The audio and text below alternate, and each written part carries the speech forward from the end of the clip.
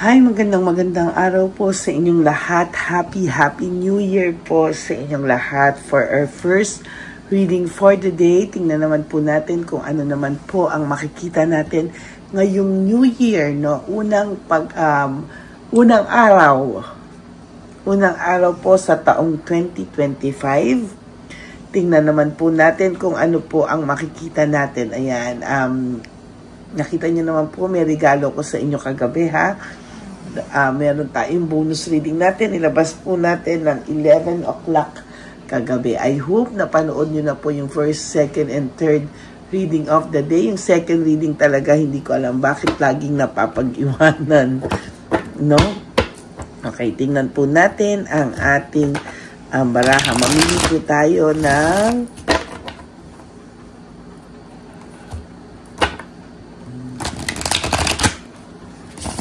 Ayan, okay. Tingnan po natin kung ano po ang makikita natin. Pili po tayo ng 10. Okay. 1, 2, 3, 4, 5, 6, 7, 8, 9, and 10.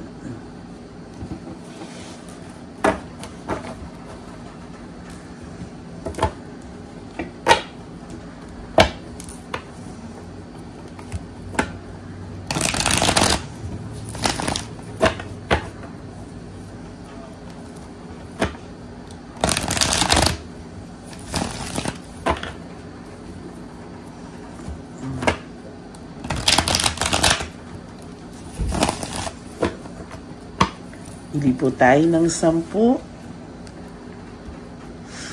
1, 2, 3, 4, 5, 6, 7, 8, 9, and 10.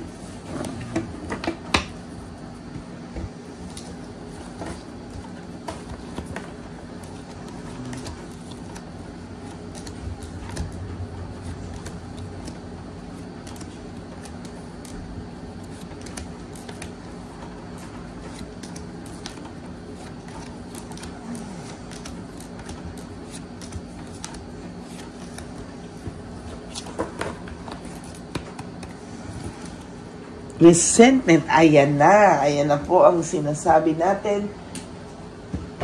Unang araw pa lang ng 2025, ayan na po yung sinasabi ko, no? There is this resentment and desire to reconcile, no?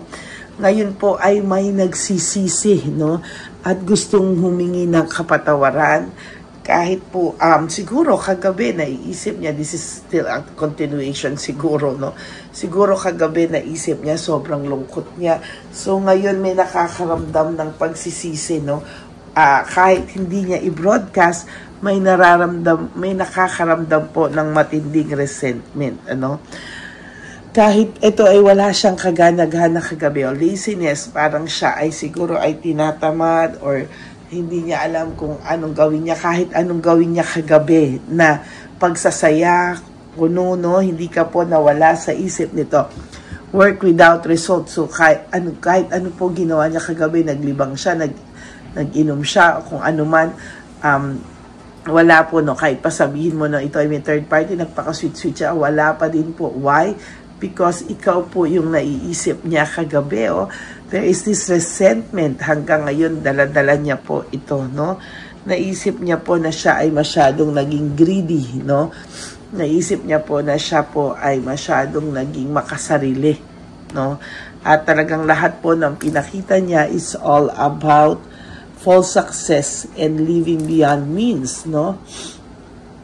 Ayan po ang nakikita ko sa kanya ngayon, ano? Parang ang pinapakita niya po ngayon is kagabi or itong pinapakita niya ng mga huling araw, siya po ay okay lang, maayos.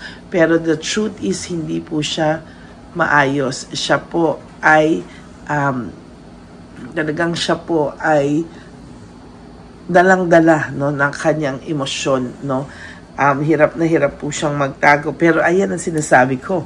Naiisip niya po yung pinagsamahan nyo, yung partnership nyo, o naiisip niya po yung naging relationship nyo, no. Naiintriga po siya kung anong ginagawa mo ngayon, kung ikaw ba ay okay, kung ikaw ba ay ano ba daw yung feelings mo sa ngayon, no. Pakiramdam niya ikaw ay may cold heart at bitterness sa kanya, no. Pakiramdam po ng taong ito ay hindi mo po siya hinahanap-hanap. Curious na curious po siya ano ang mga pakiramdam mo ngayon, ano ang nasa isip mo ngayon, sino ang kasama mo, ano nagpapasaya sa iyo, masaya ka ba ngayon. Napakadami niya pong katanungan sa kanyang isip at itong araw po na to talaga, no, nakaramdam siya ng patinding pagsisisi at pagkamiss sa iyo. Disappointed po siya sa sarili niya. Disappointed po siya sa sarili niya. Disappointed din po siya sa mga nagawa niya sa iyong bagay, no? Ang dami niya po ngayong dinadala sa sarili niyang unresolved issues and emotional baggage, no?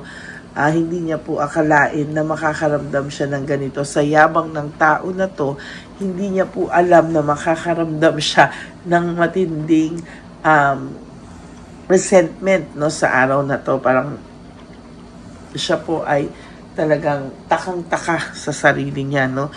Gusto niya pong bumigay, gusto niya pong mag-give up, parang gusto niya sumuko doon sa pakiramdam niya, overwhelmed siya, pero talagang hinahawakan niya pa din, give up, no? Parang gusto niyang sumuko, gusto niyang mag-contact, gusto niyang magparamdam, pero sa totoo lang, ayan, no? Parang dilalabanan niya yung kanyang pakiramdam, no? Ang dami kasing nag-impluwensya sa kanya, ang daming nakisawsaw sa inyo, kaya parang ngayon napapahiya po siya, no? Napapahiya po siyang lumapit sa iyo, napapahiya po siya, no? Parang, ayan, no, there's a lot of times na gusto niyang lumapit sa iyo pero hindi niya nagawa. Loss of opportunity and missed chance, hindi niya po nagawang lumapit sa iyo. Siya po ay naduwag, or kung lumapit man po sa iyo to, hindi po siya totally maayos yung paglapit niya po sa iyo. Talagang magulo po, no? Magulo po. Naging immature po kasi siya and very rude sa iyo nung nagsisimula pa lang ito, nung kayo ay nagsisimulang mag-away or maghiwalay. Naging very, very rude po siya sa iyo, no? Sobrang naging rude siya sa iyo at hindi niya po alam na yung lahat ng yan ay magiging group conflict, frustration ang palit sa kanya, no? Panay, ngayon po, yung mga nangyayari sa kanya, sa mga kasama niya na, yan, yung mga tao sa paligid mo na nakisawsaw sa inyo, ngayon, sila ngayon yung magugulo, no? Sila ngayon yung hindi mapalagay, sila ngayon yung magulo, away dito, away doon, o na laging nagka-clash yung interest nila sa isa't isa. Kagabi pa, no, there's fear, sadness, and loneliness, no? Hanggang ngayon po, nararamdaman niya yan. Dala-dala niya yan ngayong bagong taon, yung lungkot. Fear, sadness, and loneliness. Nagsisimula siya talagang makaramdam ng matinding sadness, matinding loneliness, at takot, no? Takot sa mga susunod na araw. Ano daw ba magiging ano niya sa mga susunod na araw, no? Itong taong to, o ang third party nyo, kung meron man, no, ay makakaramdam ng matinding insecurity sa iyo dahil sa nakikita niyang action or kilos ng taong ito. Pinagsisisihan niya po ang pag-alis niya sa buhay mo. Pinagsisisihan niya po kung bakit umalis pa daw siya sa buhay mo at sa relasyon niyo. High level of scrutiny, marami pong mangyayari sa kanya sa taon na to, na talagang pagsisisihan po ng taong ito. Actually, ngayong araw na to, nagsisimula po siyang makaramdam ng matinding pagsisisi at matinding lungkot. Dinadivert niya lang po, dahil hindi niya po alam kung ano po ang kanyang mararamdaman, ano? Talagang hirap na hirap po ito sa totoo lang, at talagang, alam niyo yung paggising niya palang mabigat yung ulo niya, mabigat yung lahat ng pakiramdam niya. Hindi niya po alam kung ano yung gagawin niya, no? Parang, ano siya aligaga, parang gano'n, no? Parang aligaga siya at hindi niya alam kung paano niya ito dadalhin, ano? Okay, so pili tayo dito ng 5. Okay, pili tayo ng 5 dito. 1. Dito natin lagay 1. 2, 3, 4, and 5.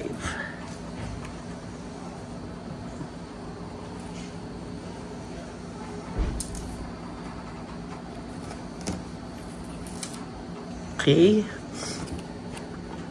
Ayan ang sinasabi ko. I regret lying to you. Ayan ang sinasabi ko na nga po, no? Nagsisisi siya na nagsinungaling siya sa iyo. So, isa to sa mga nararamdaman niya ngayon, kagabi, ngayon, no? Nagsisisi talaga po siya na siya po ay nagsinungaling sa iyo, no? Siya po ay nagsinungaling sa iyo ng matindi. Yan, no? You were the best thing in my life, no? Ayan, so, I regret lying to you. You were the best thing in my life. Sabi niya, ganun, ikaw pa din yung talagang, ikaw pa rin talaga yung pinaka-the best na nangyari sa buhay niya talaga. No? Pero, I am afraid to contact you. Takot po talaga siyang tawagan ka. No? Sana sa 2025 magkaroon na siya ng lakas ng loob na itama lahat ng kanyang maling ginagawa or maling ginawa, no?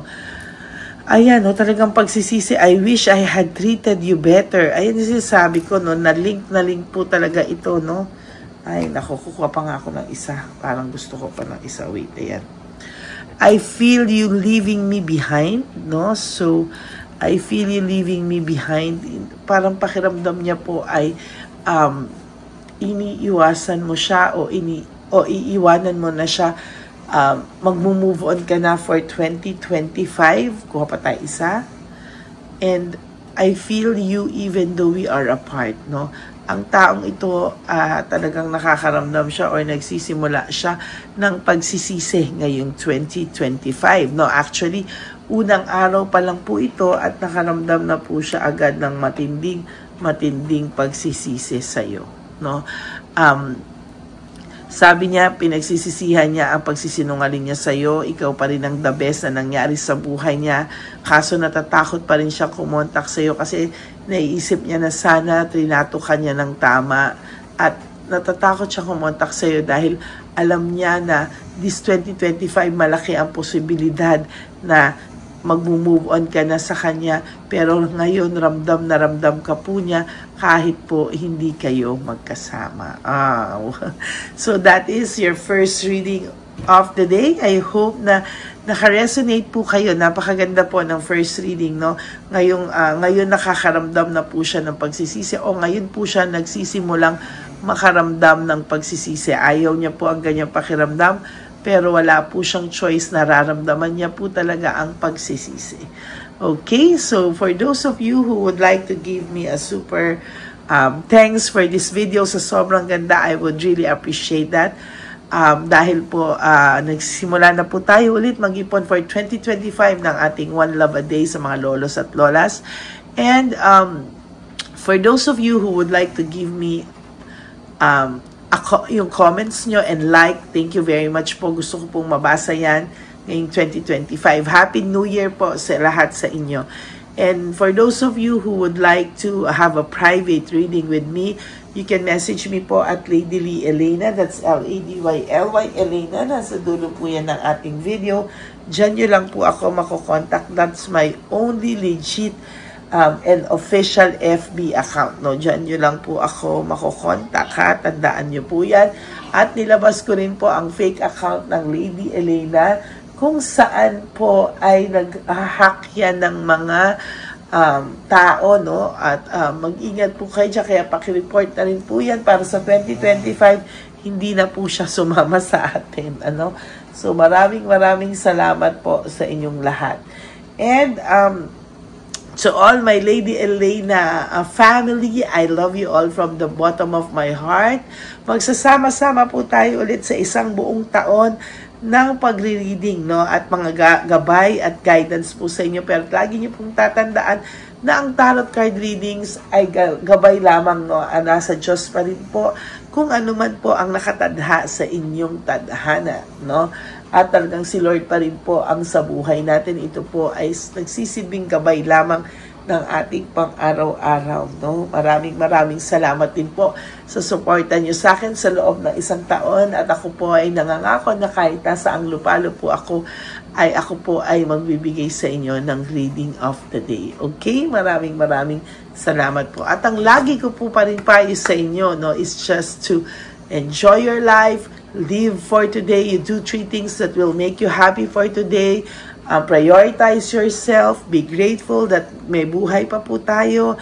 Be grateful for all the blessings. Ang blessing po ay number 1 ay nagising tayo na healthy, may buhay, may pagkakataong baguhin ang ating mga nagawang mali, no? And love yourself, no? Every day you have to love yourself, because self-love is still the best love of all. And of course, we have to realize that life is really too short. Kaya don't make it shorter by stressing yourself from all the pains and heartaches na binigay sa inyo na kahapon. Just surrender everything to the divine universe and just let go and let God write your life and love story. I will be back for another set of reading. Huwag po kayong malulungkot. Ako po ay magbabalik for another set of reading. Diyan lang po kayo at ako ay magbibigay ng second reading of the day.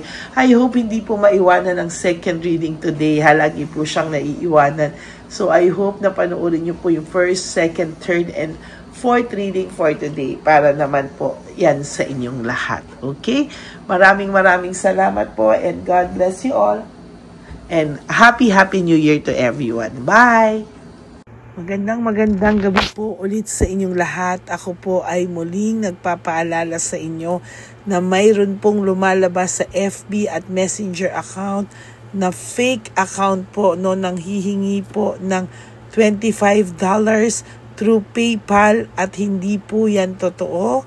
Huwag po kayong maniwala dyan. At pag sinabi mo po na gusto ko pong marinig ang boses nyo, or makita kayo, ang sasabihin po ay magbibigay kami ng link, buksan mo yan, at pagkatapos ay makikita mo ako. Huwag po kayong maniniwala dahil yan po ay hindi totoo. Yan po ay isang malaking scam na pag binuksan nyo po ay mahahack po lahat sa inyo. Mahahack po ang inyong mga personal details. Lahat ay mahahack.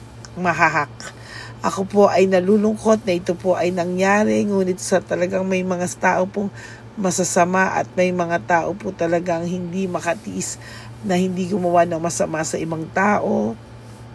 Pero maging aware po sana kayo, tulungan niyo po ako, i-report po natin yung fake na yan at sa FB para siya po ay mawala na. At wala na po siyang mabiktima pa, no? Nandyan po lahat ng details, at maraming salamat po sa inyong lahat. Maraming salamat po sa inyong lahat, at mag-iingat po kayo.